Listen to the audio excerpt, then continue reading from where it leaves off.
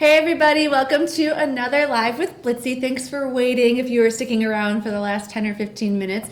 We're here now though. Yes, welcome. This is Claudia, I'm Katie, and we have a lot in store for you today. Megan the Third will be joining us. Yes. We've got some projects and some inks to show you. Lots of cool products and lots of cool projects. Yes. So before we jump into everything, we also have Emily, who of course is manning the chat. Hello, Emily. Hi, good morning everyone. I am over here on this side of the room chatting with you online. Let us know if there's anything that Claudia and Katie are showing that you have questions about. Let us know what you're loving. I will do my best to throw any questions over to them and just participate and have fun. Very cool. So it's May. It is May.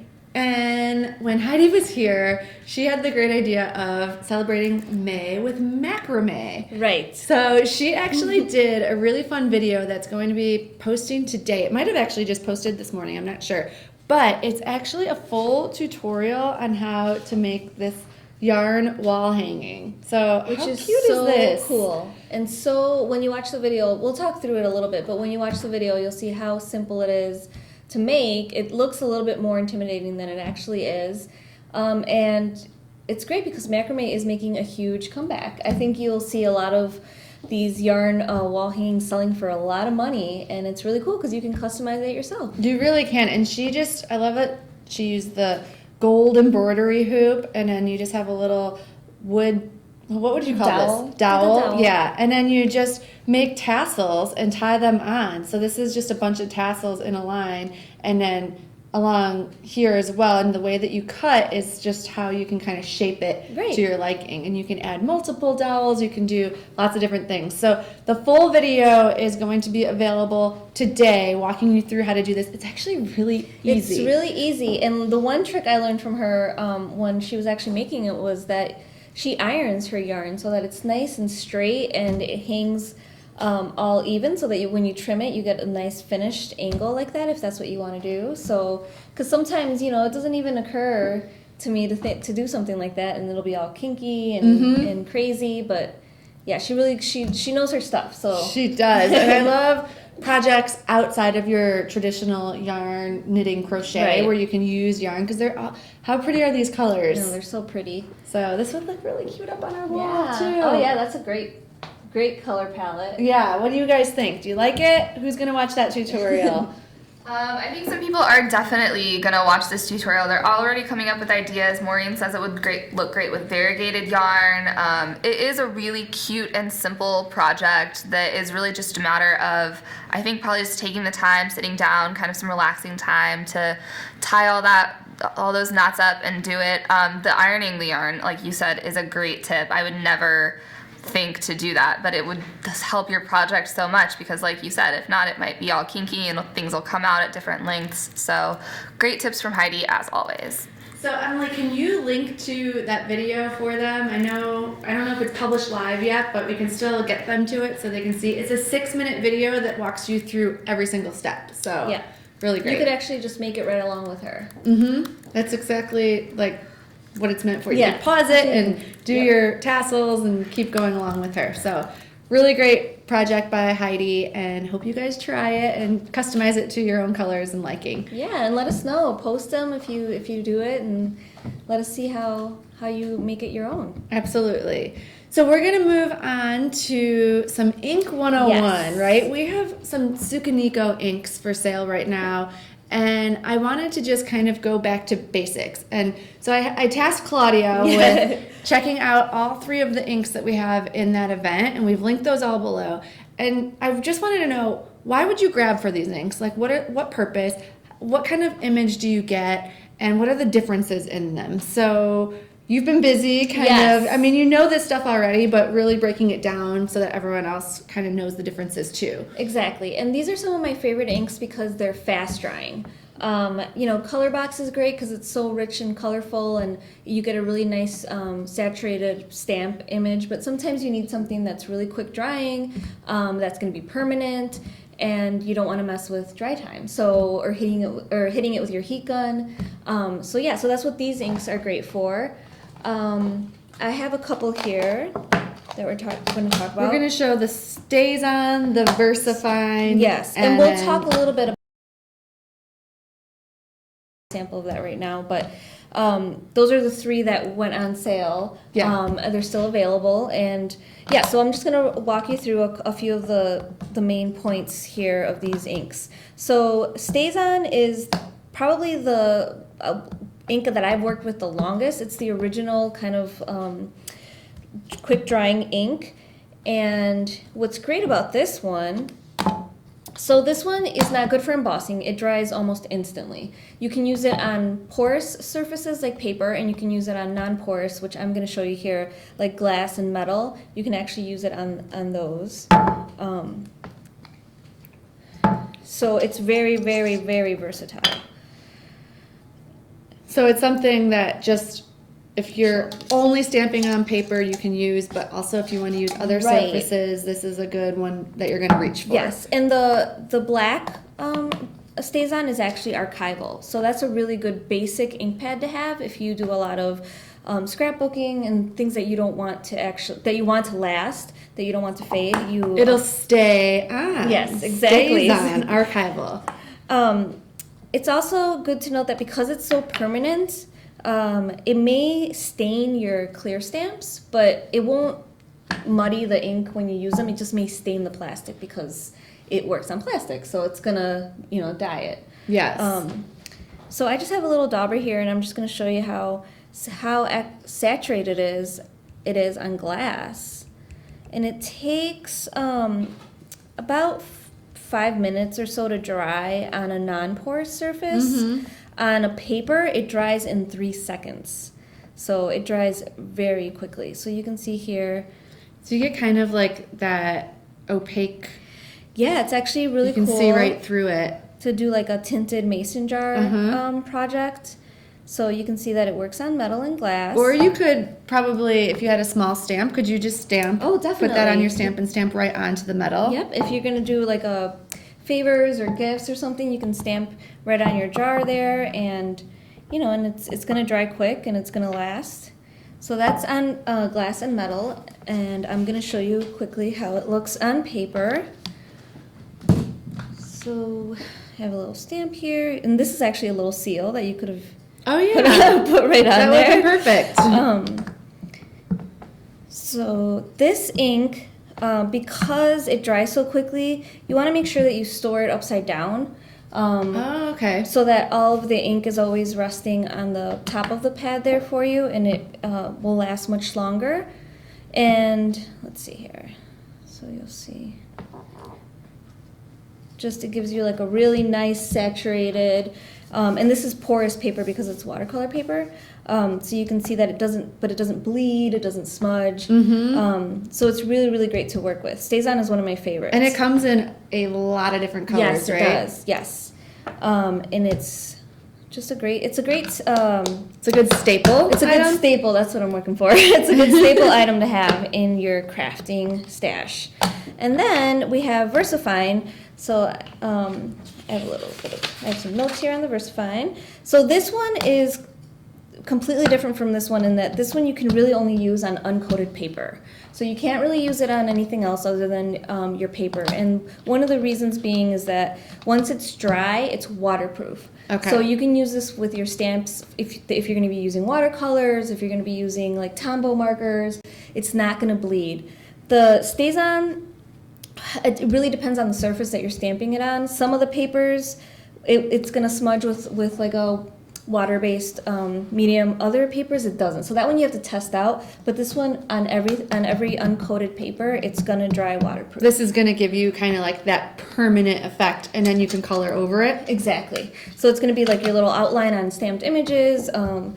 In a mixed So that's media. another one you'll be grabbing for all the time if you like coloring. These are some really good basic inks to have. And the other great thing about VersaFine is that, like the name says, VersaFine, it picks up fine detail wonderfully. So you'll see, like, I have this little, like, doily stamp. It's got a lot of little intricate things. Oh, yeah. And it's like beautifully stamped. It's really clear and crisp.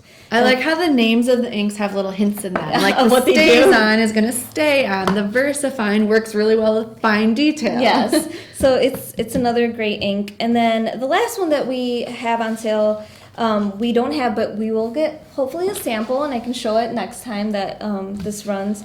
VersaMagic. It's a matte ink, and it's gonna be more of something that you use with embossing. You can use it on dark papers because it's so like it has like an opalescent kind of look to it. So you can use it on black cardstock. So we'll definitely have to get a sample. What do you that. think the magic means in VersaMagic? I think maybe that it shows up on black paper. It's like magic. Yes, it is. It's like magic, and it comes in a ton of colors. So you can actually, they're on sale, so you can take a look at all the different colors.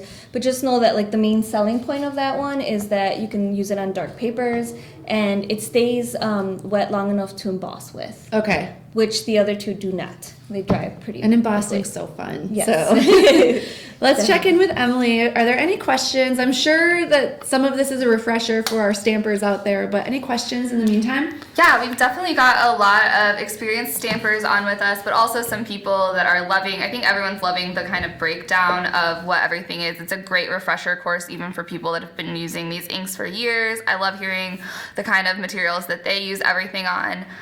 Someone asked, I know you mentioned one, the stays on, I believe you need to store it upside down. Is that a good tip in general for all of your inks, or are there certain ones that are okay to be stored face up? What's your go-to for that? The only one that you do not want to store upside down is color box pigment, because it's already so like saturated and juicy in the pad that if you turn it upside down, you're gonna get an inky mess. It's gonna like go all over the edges of the ink pad and on the plastic cover. So anything that's really, really saturated, anything that's glycerin based, it does not need to be stored upside down. If you do, you probably just make a mess. So No, that's my question.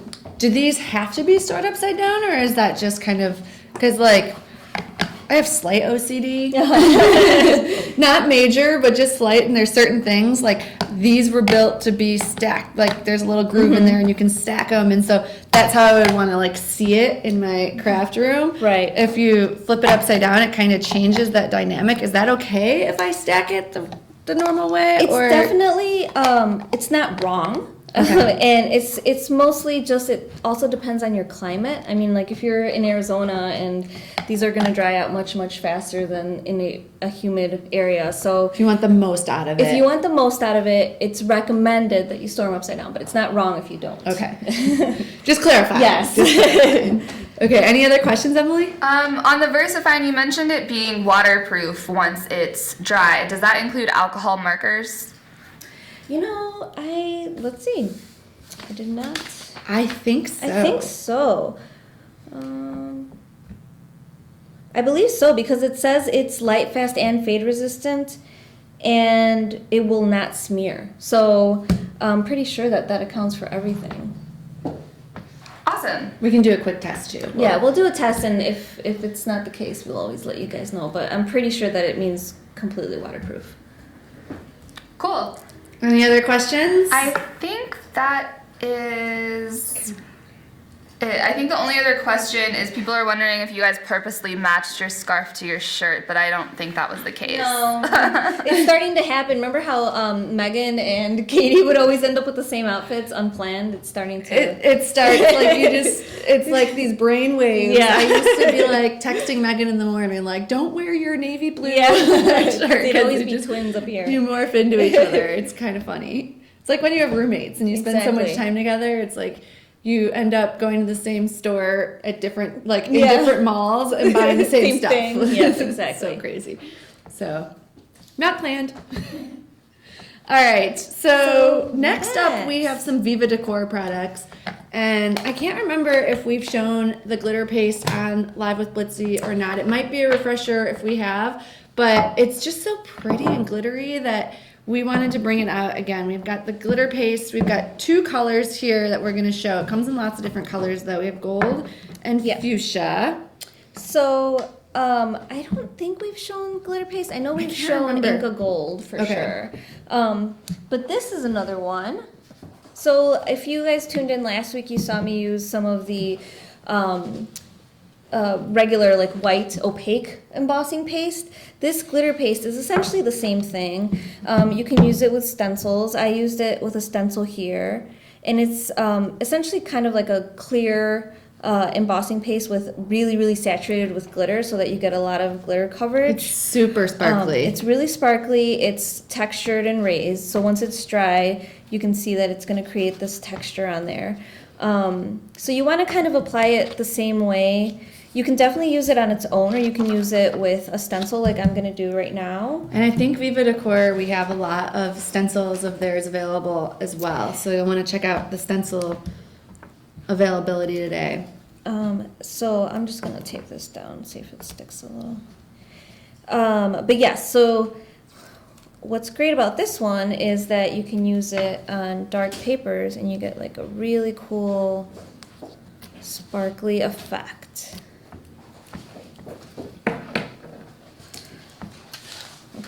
So you want to apply it just like you would any other kind of embossing paste with a palette knife or something that you can use to smooth it out with. And I just kind of like... You could use a credit card, too. You could. You could use an old gift card. Old library card. Yeah. Anything. Anything with like a straight edge that's not going to warp. And I just kind of mix it up a little bit, because if you have it in your craft room, it may settle, and you just want to get the most out of the glitter in there. Looks like we've used up a little bit of the gold. Yeah, the gold is probably a favorite around here. Okay, so you just, once again, it's kind of like icing a cake. You just want to put it down on here. And this one, I was much more careful when I used the opaque embossing powder. This one, because it's so fine, I tend to use my stencil and then I'll cut that image out and mount it, but you can definitely be very strategic and careful and not do that, but I'm not doing that right now. So you just want to get like a nice coating. But then it's going to dry, raised, and textured. Yes. With the sparkle glitter effect. Yes. And this one, I don't scrape it as much as the like plain embossing paste, because you don't want to pick up too much of the glitter off of the surface of whatever you're working on. So it's more of a delicate kind of scrape when you're evening it out. And then this will wash right off of your stencil when you're done, right? Yes. Yes. If there's some stubborn glitter, you might need some elbow grease, but it's not going to stay on there permanently. So... there. And actually, let me take the moment of truth. Oh, that's so pretty. so you can see how pretty and I like that it's stencil raised. too. So yeah, so it's great. Great on for paper. art journaling, great for your it's scrapbook great. pages or cards, different Yeah, things. like that this you can already do. made me think holiday. Yeah. Because it's so like pretty and it looks a little bit like snowflakes. So yeah, it's very it's fun. It's addicting. You can put it on a bunch of different projects. And there's different colors you can choose from as well. So that first one you did, that's the fuchsia. That's the and then fuchsia this on one's the white, gold. and then you can see how it's still very brilliant and shiny on black paper. So that's nice. Yes. Any questions, Emily? I don't think there's any questions on this one. People obviously love any way to add glitter to their projects, and this is another great way to add texture. Kind of like I think we're kind of on a texture trend lately. We've been showing the embossing paste, and we showed it then again later with adding the color burst to it. So definitely a great texture, all these great ways to add texture to your projects that we're showing. Lots of great suggestions for what the different colors can be. The bronze is bricks. You can make sand. You can really kind of envision different things that could be on your cards.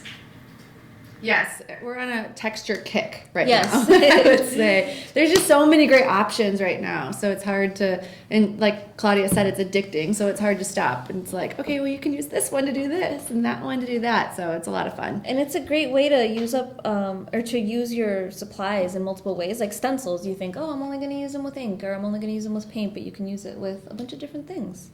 Yes. So before we move on, I had the girls run and get me a Copic marker, an alcohol-based marker, so that I could try it with the VersaFine. And you can see here, I've started filling in. It's hard because it's a dark marker, but we're good. You Yeah, can it does use your not- alcohol markers with the VersaFine, and there is no smudging. It's Yeah, permanent. you can see. Yep. I was rubbing it, and there's Yeah. nothing. So the answer is yes. Yes, you can. You can use your alcohol markers with the VersaFine ink, and you're good to go. So wanted to get that answered before we moved on. Awesome. All right, so what's up next? We have Megan the Third, and come on and join us. You have some pens.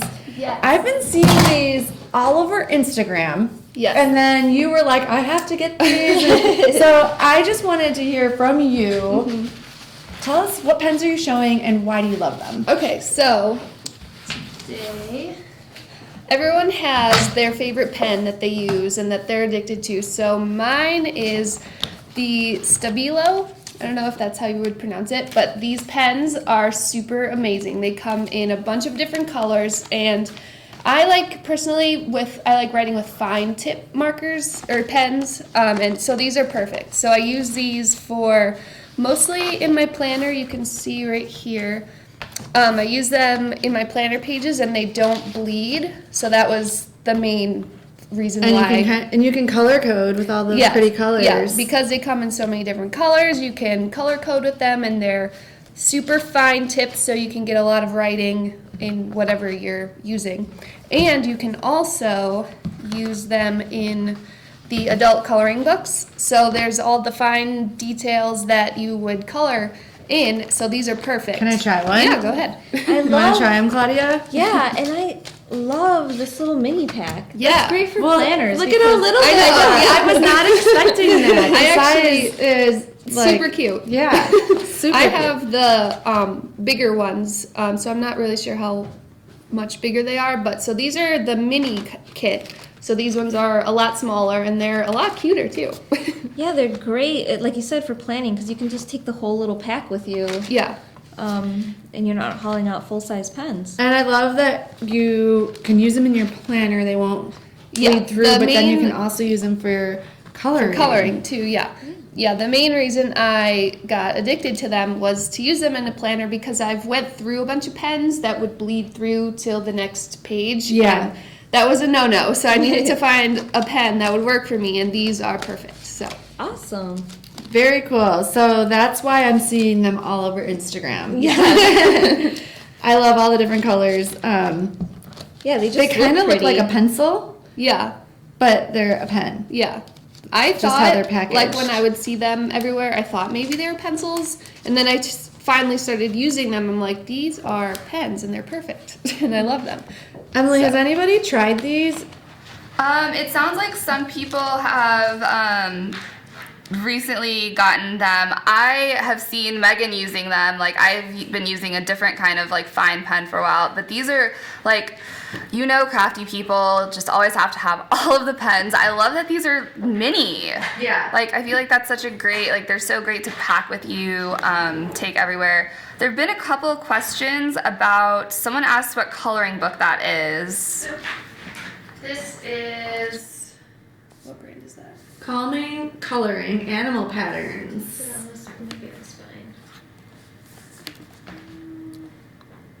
By Graham, or maybe that doesn't matter. Let me see it. Calming Coloring.